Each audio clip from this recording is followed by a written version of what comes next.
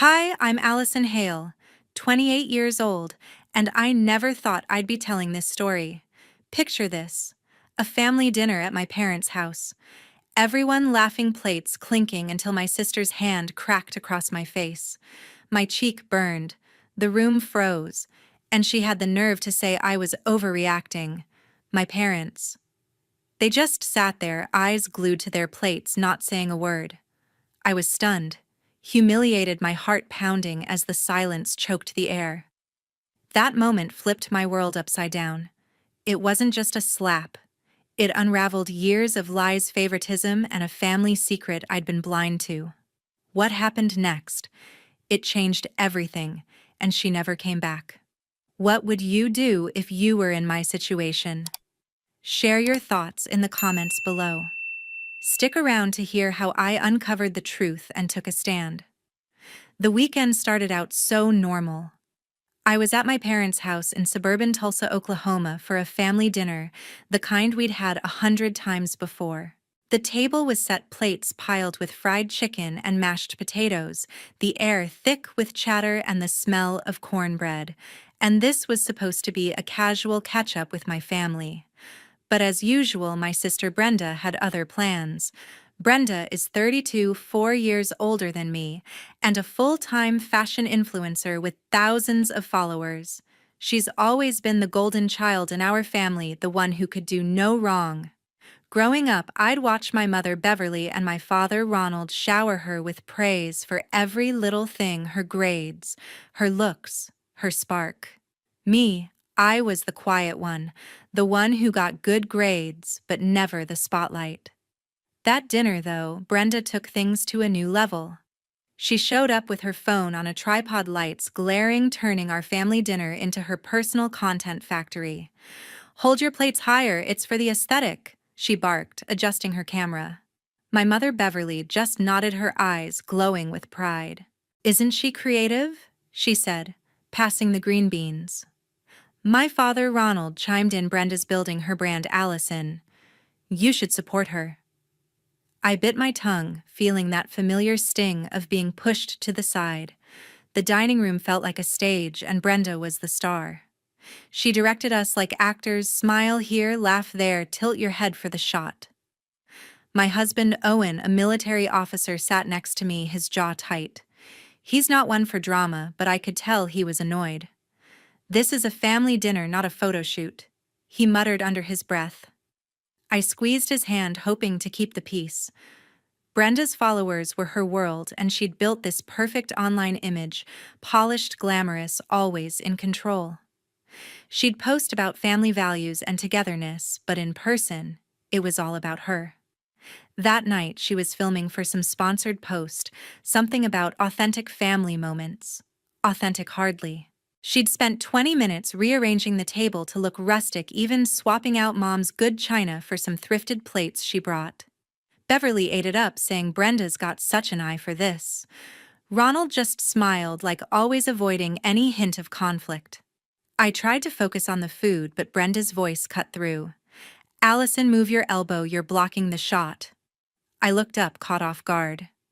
"Seriously," I said, my voice sharper than I meant. Beverly shot me a look, the kind that said, "Don't ruin this." Ronald kept eating, pretending not to hear. Owen leaned closer, whispering, "Just let it go." But it wasn't just the elbow thing, it was years of Brenda being the center of everything. Growing up, it was always the same. Brenda's dance recitals got standing ovations. My science fair wins got a pat on the back. When she started her influencer gig, Mom and Dad practically threw her a parade. "She's going places," they'd say, while I was just there. I'd moved to Tulsa with Owen after years at military bases, thinking maybe I'd finally fit into the family. But that dinner showed me nothing had changed. Brenda kept filming, narrating like we were props in her story. "This is what family is all about," she said to her phone, flashing a fake smile. I could feel the tension building in my chest. Owen noticed, his hand resting on mine, steady as ever. He's always been my rock, the one who sees through the nonsense. But even he couldn't stop what was coming. The room buzzed with Brenda's energy, her voice, her lights, her rules. Beverly kept praising her, saying, "You're so talented, honey." Ronald nodded along as if Brenda was curing world hunger instead of filming a dinner. I felt like I was disappearing, my place at the table shrinking with every second. I didn't know it then, but that night was about to crack open everything I thought I knew about my family. By the time dessert came out, Mom's peach cobbler, which Brenda insisted on styling for a photo, I was done playing along. I wanted to say something, anything to make it stop. But I held back, not wanting to start a fight. Owen gave me a look, the kind that said he'd back me up no matter what. I took a deep breath, thinking maybe I could get through this. But Brenda wasn't done pushing, and I wasn't ready for how far she'd go. I couldn't stay silent anymore. I'd had enough of Brenda turning our family dinner into her personal stage. "Brenda, can you stop filming for 1 second?" I said, my voice sharp but steady. The table went quiet. Brenda's eyes narrowed, her perfectly glossed lips curling into a smirk. "Oh, come on, Allison. Don't be so dramatic," she said, waving her hand like I was a child throwing a tantrum. Beverly piped up, "Honey, let Brenda do her thing." Ronald nodded, still focused on his plate. I felt my face flush, the years of being sidelined bubbling up. "This isn't your content factory," I shot back, standing up. "This is supposed to be a family dinner." Brenda's smirk vanished. She set her phone down, stepped closer, and before I could react, her hand swung out, smacking my cheek with a sharp sting. The sound echoed in the room. I froze, my breath catching the burn spreading across my face. Beverly gasped, but said nothing.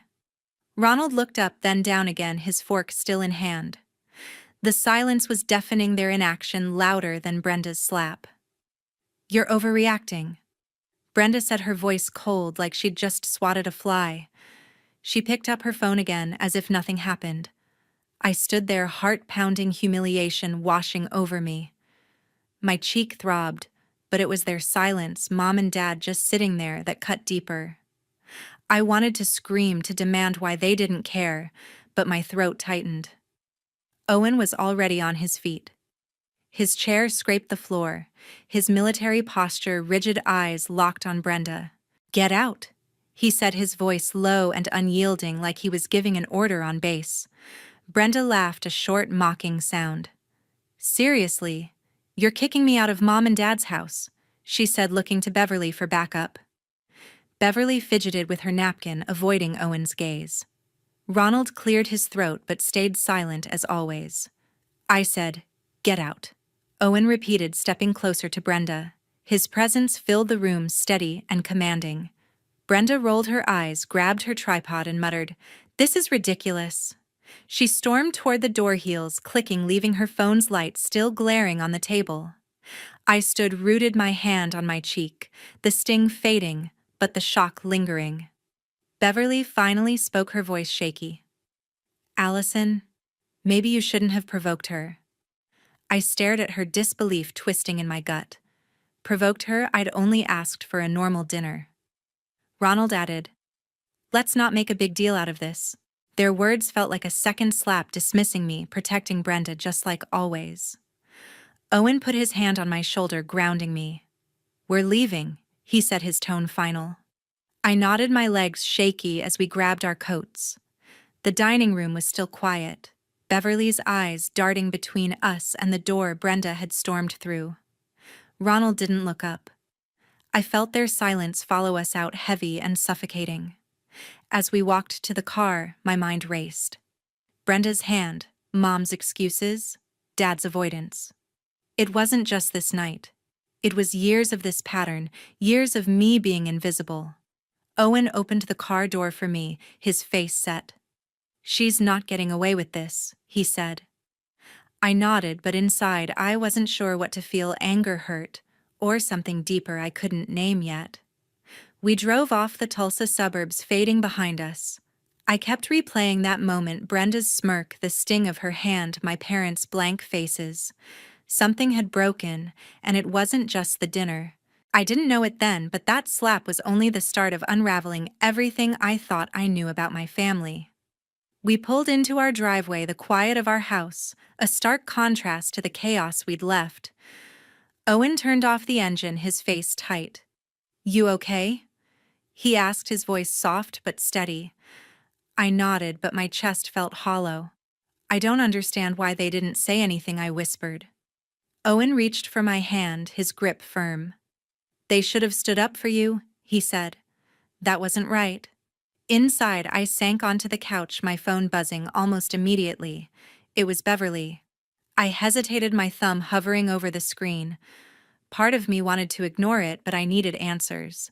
"Mom." I answered, my voice shaky. Her tone was light, almost cheerful, like she was calling to chat about the weather. "Allison, honey, you didn't have to leave like that," she said. "You're making this bigger than it needs to be." I froze, gripping the phone tighter. "Bigger than it needs to be," I repeated. "Mom, Brenda hit me. In front of everyone." Beverly sighed, the kind of sigh she used when I was a kid, who wouldn't listen. "You know how Brenda gets," she said. "She's under a lot of pressure with her work. You shouldn't have challenged her like that. You overreacted." Overreacted. The word hit like a punch. I'd stood up for myself, asked for one night without her cameras, and now I was the one who'd overreacted. "Mom." She slapped me. I said, my voice rising. "And you and Dad just sat there." Beverly paused, then said, "Let's not blow this out of proportion. Families have disagreements. You need to let it go." I hung up, my hands shaking. Her words echoed Brenda's.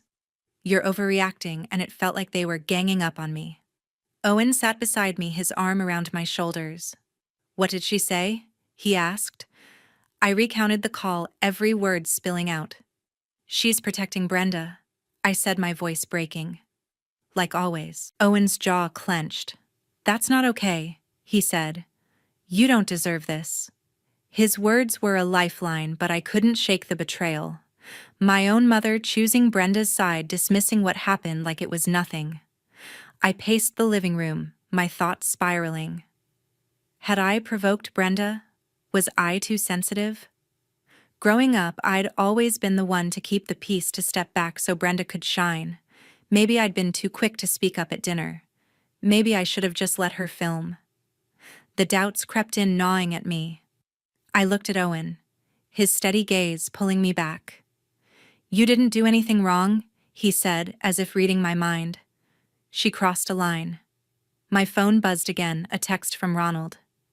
"Allison, let's move past this," it read. "Brenda didn't mean any harm. Come back tomorrow, we'll talk." I stared at the screen, my stomach twisting.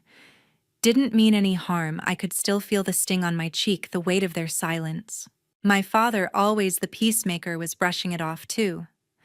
I showed Owen the text, and he shook his head. "They're enabling her," he said. "This isn't on you." I sat back down, my mind a mess. Beverly's call. Ronald's text. They were trying to make me feel like I was the problem. I'd spent years swallowing my feelings, letting Brenda take center stage, but this felt different. This wasn't just favoritism. It was betrayal. They'd seen what she did and chose to protect her, not me. I felt like I was losing my family, or maybe I'd never really had them. Owen pulled me close, his voice calm but firm. "We'll figure this out," he said. "You're not alone." I nodded, but the hurt lingered. I couldn't stop thinking about Beverly's words, Ronald's texts, the way they'd dismissed me. It made me question everything, my place in the family, my own judgment. I didn't know it then, but that night was the beginning of seeing my family for who they really were. The next morning felt heavy. I woke up with a knot in my stomach, the events of the dinner still clinging to me like a bad dream. Owen was already up, making coffee in the kitchen, his steady presence a quiet comfort. I checked my phone, hoping for something, maybe an apology from Beverly, or even Ronald stepping up for once. Instead, there was a text from my father sent late last night.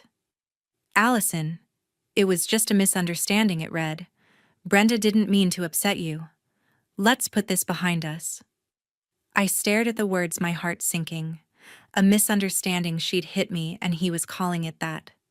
I showed Owen the text, my hands trembling. He's acting like it was nothing, I said, my voice low. Owen set his mug down, his eyes narrowing. That's not a misunderstanding, he said. That's them refusing to hold her accountable.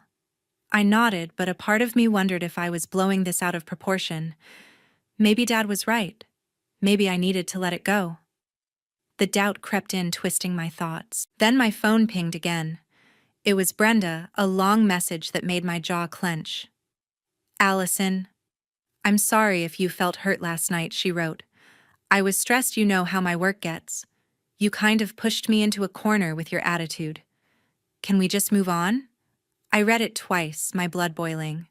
If I felt hurt.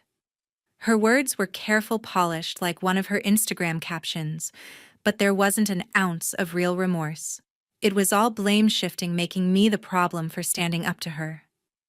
Owen, look at this, I said, handing him the phone. He scanned the message, his face hardening. That's not an apology, he said. She's trying to flip this on you. He was right, but her words still stung, poking at that old wound of always being second to her. Growing up, Brenda's tantrums were always excused her bad days, her stress, her passion. I'd been taught to step aside to keep the peace. Now she was doing it again, and my parents were letting her. I paced the kitchen, my thoughts racing. Why do they always defend her? I asked, more to myself than Owen. He leaned against the counter, his voice calm but firm. Because it's easier for them, he said. They don't want to deal with her drama, so they put it on you. His words hit hard, cutting through the fog of doubt. He was right. Beverly and Ronald had always taken the path of least resistance, leaving me to carry the weight. My phone rang, and Beverly's name flashed on the screen. I let it go to voicemail, not ready for another round of her excuses. When I played it back, her voice was soft, almost pleading. Allison, your dad told me he texted you. Brenda feels awful, honey. She didn't mean it. You know she's got a lot on her plate. Call me back, okay? I deleted the message, my chest tightening. Awful. Brenda's text didn't sound like someone who felt awful. It sounded like someone covering her tracks. I sat down, staring at the table. The doubts were louder now. Had I pushed Brenda too far? Was I making too big a deal out of this? I'd spent my whole life trying to fit into my family, to be the good daughter, the one who didn't cause trouble. Maybe I'd been too quick to call her out at dinner. Maybe I should have just stayed quiet. Owen sat across from me, his eyes steady. Don't let them do this to you, he said. You're not the one who messed up. She is. His words pulled me back like a lifeline. I took a deep breath, trying to hold on to that clarity. But it wasn't easy. Beverly's voicemail, Ronald's text, Brenda's fake apology. They were all working together, making me question my own feelings. It felt like they were trying to rewrite what happened, to make me doubt what I knew was true. I didn't want to believe my family could do this, but the evidence was right there in my phone. Owen reached for my hand, his grip strong. You're stronger than this, he said. We'll get through it together. I nodded, but the weight of their words lingered. I didn't know it then, but their attempts to twist the truth were just the beginning of something much bigger. I was sitting at the kitchen table, picking at a cold piece of toast, still rattled from Brenda's so-called apology and my parents' attempts to brush everything under the rug. My phone buzzed again. The notification was from my best friend Denise Cole, a text with a screenshot attached. You need to see this, she wrote. My stomach twisted as I opened the image, a post from Brenda's Instagram, her perfectly curated feed, now a stage for her latest performance. The post was a photo of Brenda, her eyes misty, sitting in what looked like her apartment with a soft filter. The caption read, "Sometimes family misunderstandings hurt the most. I'm taking time to heal from last night's drama. Thanks for your support." My jaw dropped. Misunderstandings heal from drama. She was painting herself as the victim, twisting the story to make it seem like I'd wronged her. I handed the phone to Owen, my hands shaking. She's lying to her followers, I said, my voice tight. Owen's eyes scanned the screen, his expression darkening. She's playing the martyr, he said, tossing the phone onto the table. This is what she does. Controls the narrative. I stared at the post, the likes and comments piling up. Sending you love, Brenda, one said. Stay strong, ignore the haters. Another read. Haters. Was that supposed to be me? I felt a surge of anger, hot and sharp, at how easily she'd flipped the truth. I texted Denise back.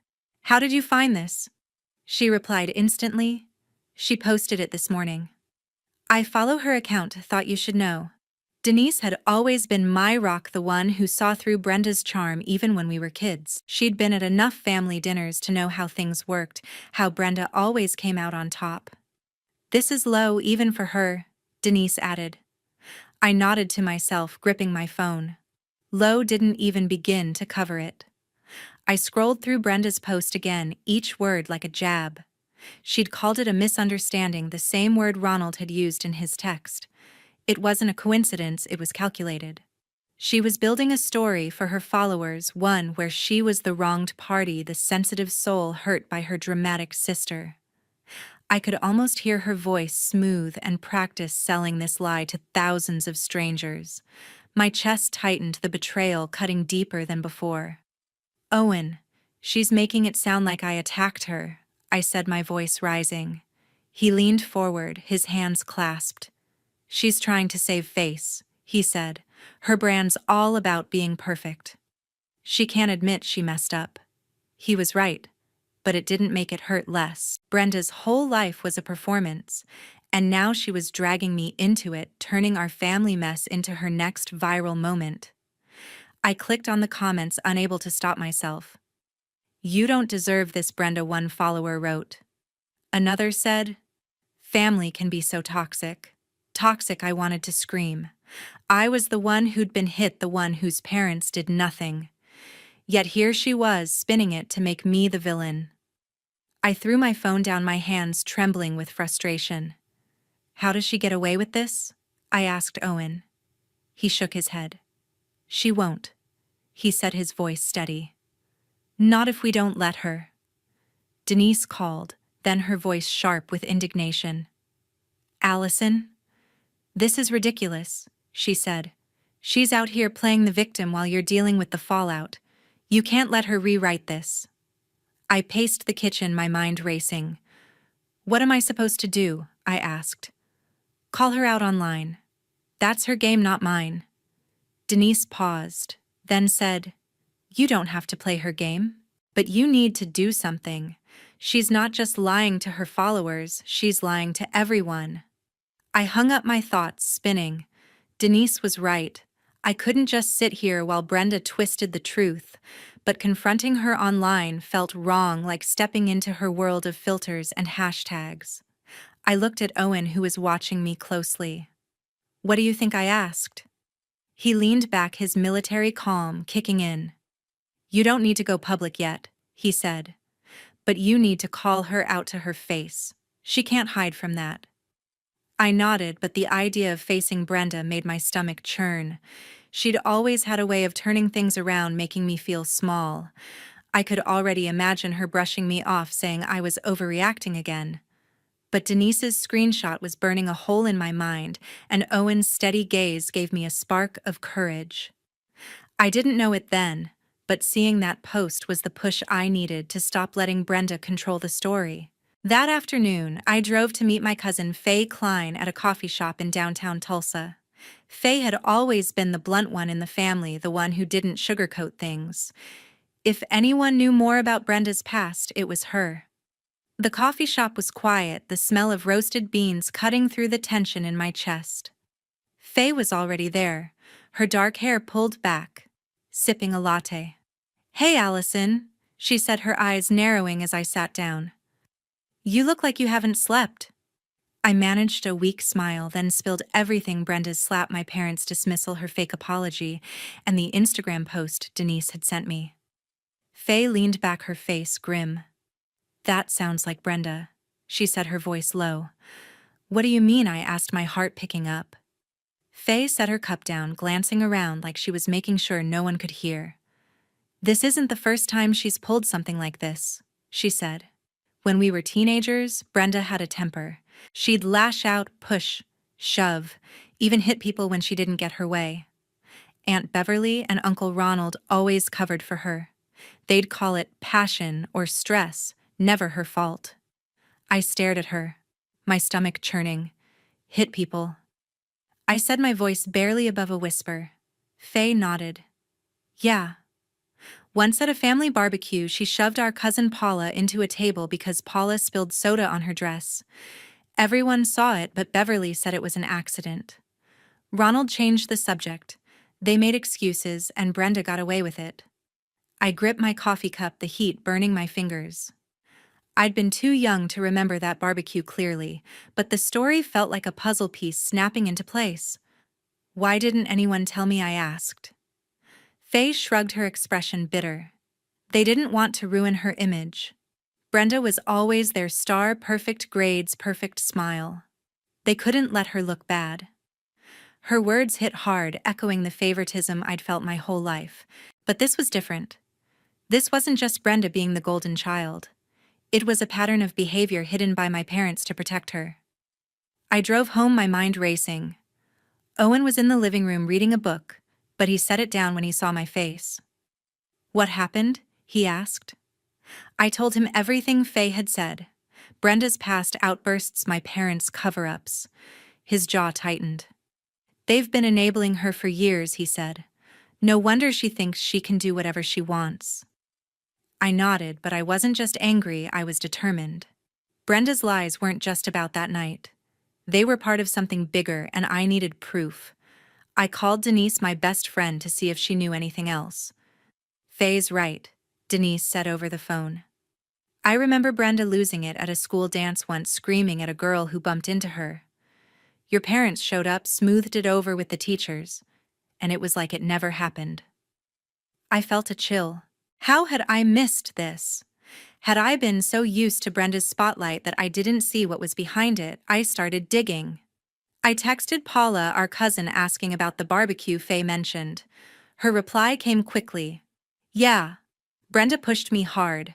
I was 12. Your mom told me not to make a big deal out of it. I sat back, my heart pounding. Paula's words were another thread in the pattern. I asked if she had any old photos or videos from that day, something to back it up. She promised to look through her parents' old albums and let me know. Next, I checked Brenda's old social media posts, scrolling back years. There wasn't much. She'd curated her image carefully, but I found a few vague captions from high school, things like learning to rise above negativity with heart emojis. They felt like echoes of her recent post, a way to spin her outbursts into something noble. I saved screenshots, my fingers trembling with purpose. If I was going to confront Brenda, I needed more than memories. I needed evidence. Owen watched me, his eyes steady. You're building a case, he said, a hint of pride in his voice. Just be careful. She's not going to like this. I nodded, but I wasn't backing down. Faye's story, Paula's confirmation, Denise's memory, they were pieces of a truth my family had buried. I didn't know it then, but gathering those pieces was the first step toward taking back my voice. The doorbell rang. I froze, my coffee mug halfway to my lips, the weight of the past few days still heavy on my shoulders. Owen glanced at me from the couch, his book set aside. You expecting anyone? He asked, his voice low. I shook my head, my pulse quickening. I walked to the door, peering through the peephole. Brenda stood there, her arms crossed, sunglasses perched on her head like she was ready for a photo shoot. My stomach knotted, but I opened the door. Brenda, I said, my voice flat. She didn't smile, just stepped inside without waiting for an invitation. We need to talk, she said, her tone sharp, like she was the one owed an explanation. Owen stood, his presence steady but tense, and I noticed him slip his phone into his pocket. I didn't know it then, but he'd already pressed record. She sat on the edge of our armchair, her posture stiff. Look, Allison, I came to clear the air, she said, flipping her hair back. That night got out of hand. Okay? I didn't mean for things to escalate. I stared at her, waiting for something resembling remorse. Instead, her eyes were hard, her lips pursed. You slapped me, I said, keeping my voice steady. In front of Mom and Dad. That's not just escalating. Brenda sighed like I was exhausting her. I was under a lot of pressure, she said. My content schedule's insane, and you calling me out in front of everyone didn't help. I snapped, okay, it happens. My jaw tightened. Snapped. That was her excuse. I leaned forward, my hands gripping the armrests of my chair. You hit me because of your content. I asked, disbelief lacing my words. That's your reason. She shrugged, unapologetic. You don't get it, she said. My brand is everything. One bad day can ruin months of work. I'm not saying it was right, but you pushed me into a corner. Her words were like a slap all over again, casual and dismissive as if my pain was just collateral damage for her image. I glanced at Owen, his face unreadable, but his eyes locked on Brenda, his phone still in his pocket. You posted about it online? I said, my voice rising. Called it a misunderstanding, made yourself the victim. You didn't even apologize properly. Brenda's eyes narrowed. I said I was sorry, she snapped. What more do you want? You're blowing this way out of proportion, Allison. Always so dramatic. I felt a surge of anger, hot and sharp, at how easily she turned it around, making me the problem. Owen stepped closer, his voice calm but firm. You don't get to decide how she feels about this, he said. You crossed a line, Brenda, and you're not even owning it. Brenda rolled her eyes, standing up. Oh, please, Owen, she said. This isn't your fight. Stay out of it. He didn't flinch, just crossed his arms. It's my fight when you hurt my wife, he said, his tone unyielding. I took a deep breath, the stories from Faye and Denise flashing through my mind. This isn't the first time, is it? I said, staring at Brenda. Faye told me about the barbecue, how you shoved Paula. Denise mentioned the school dance. You've done this before, and Mom and Dad always covered for you. Brenda's face froze for a split second, then she laughed, a sharp, mocking sound. You're digging up ancient history now, she said. That's pathetic, Allison. It's not pathetic, I shot back. It's a pattern. You lash out, they protect you, and I'm left picking up the pieces. Brenda's smile faded, her eyes cold. You're just jealous, she said. Always have been. I work hard for what I have, and you can't handle it. Her words stung, but they didn't shake me. Not this time. I'd heard enough, seen enough to know she was deflecting.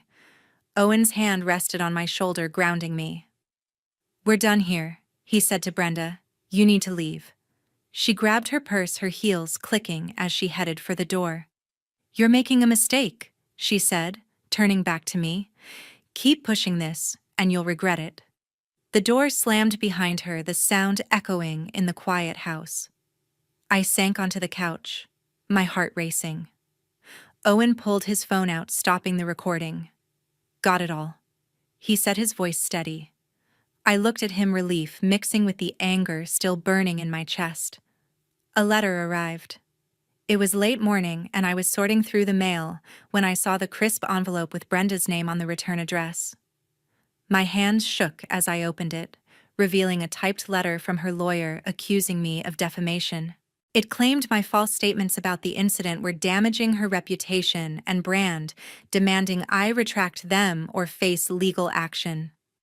My heart sank. Brenda wasn't just fighting back, she was trying to silence me. I called Owen into the kitchen, showing him the letter. His jaw clenched as he read it. She's bluffing, he said, his voice steady but angry. This is intimidation, not a real case. I nodded, but the words on the page, phrases like irreparable harm and legal consequences, felt like a weight pressing down on me.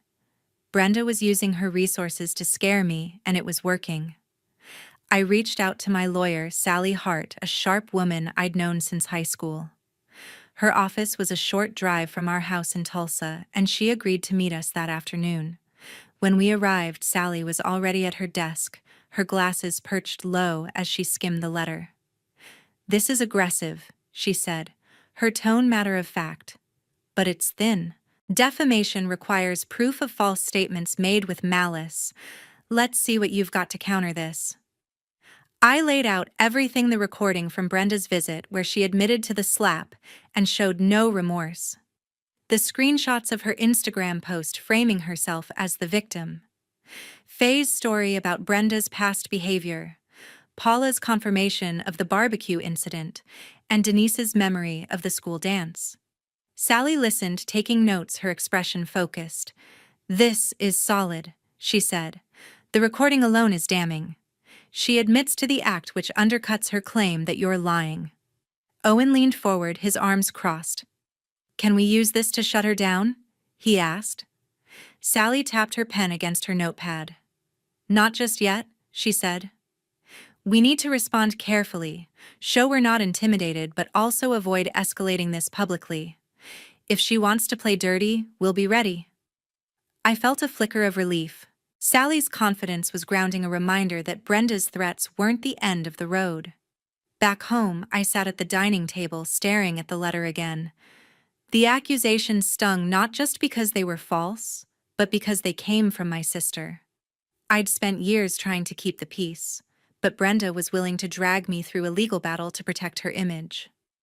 Owen sat beside me, his hand on my arm. "We've got this," he said. "She's not going to win." I nodded, but the fear lingered a knot in my chest. Sally called the next day outlining our response. "We'll draft a letter demanding she drop the threat," she said. "We'll reference the recording and the witnesses, Faye, Paula, Denise, without disclosing everything.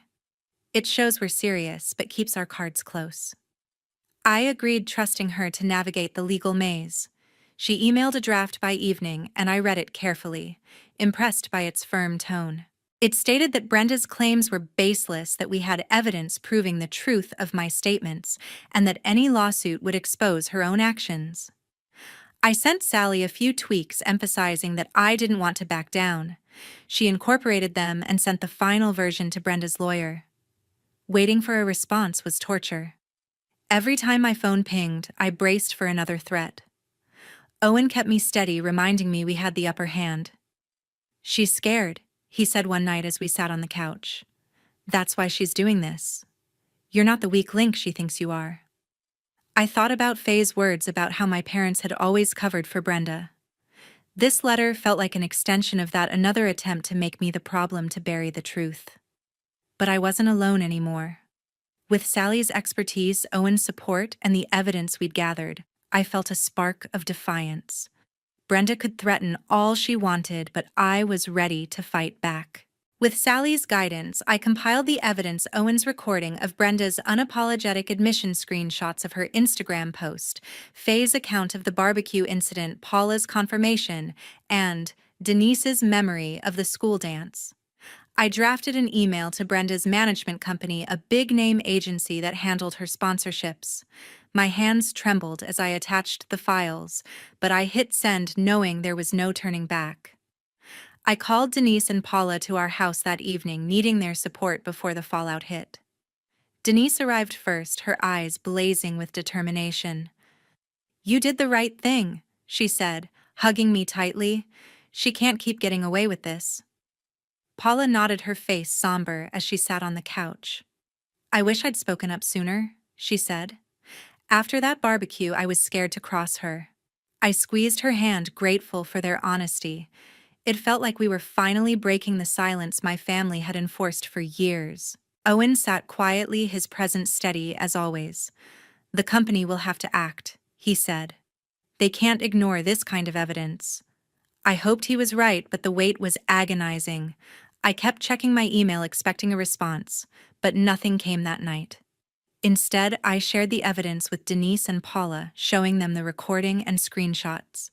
Denise's jaw dropped as she listened to Brenda's voice, cold and dismissive. "She really said that?" she asked, shaking her head. Paula's eyes widened. "That's her all right," she said. "Always twisting things." 2 days later, Sally called with news. The agency responded, she said, her voice calm but firm. "They're dropping Brenda. They said her actions violate their conduct policy and they're cutting ties to protect their brand." My heart raced, a mix of relief and disbelief washing over me. Brenda's whole career revolved around her image, and now it was crumbling. I thanked Sally, my voice shaky, and hung up, turning to Owen. They canceled her contract, I said, still processing it. He smiled a rare, proud grin.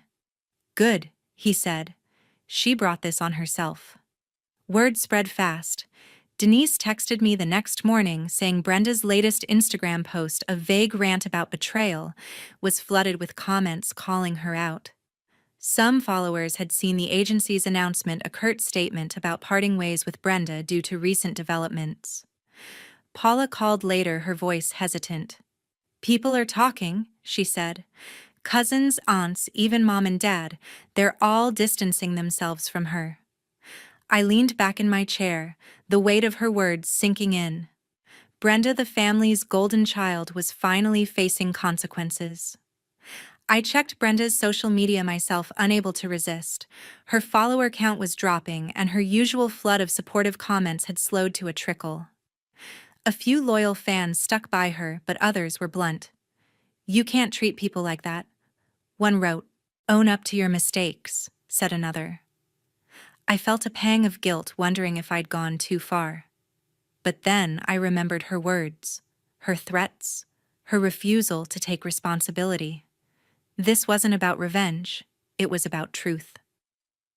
Denise came over that afternoon, bringing coffee and her usual blunt honesty. She's losing it, she said, scrolling through her phone. Her sponsors are pulling out, and she's posting cryptic nonsense to save face. I nodded, sipping my coffee, my mind still spinning. Brenda's world was falling apart, and while part of me felt vindicated, another part ached for the sister I'd once looked up to. Do you think she'll ever admit she was wrong? I asked. Denise snorted. Not a chance, she said. But she's out of moves now. Paula texted me later saying she'd spoken to Faye. Faye's telling everyone what Brenda did, she wrote. No one's defending her anymore. I stared at the message, a strange mix of satisfaction and sadness settling in. My parents hadn't reached out, their silence louder than ever. I wondered if they were ashamed or if they still believed Brenda could do no wrong. Either way, their absence stung, a reminder of how deep their favoritism ran. Owen and I sat down that night, talking through what came next. You did what you had to, he said, his hand resting on mine. She tried to bury you, but you stood your ground. His words were a lifeline, pulling me back from the doubt creeping in. I hadn't just fought for myself, I'd fought for the truth, for Paula, for everyone Brenda had hurt and dismissed. Owen and I sat down one evening, the quiet of our Tulsa home, heavy with the weight of what came next. We agreed it was time to cut ties with the Hale family, not just Brenda, but Mom and Dad too. Their refusal to acknowledge the truth, even after everything, was a betrayal I couldn't forgive. I drafted a letter to my parents, my hand steady despite the ache in my chest. I need space, I wrote, keeping it simple but firm. Your silence has hurt me more than Brenda's actions ever could. Owen read it over, his eyes soft but resolute.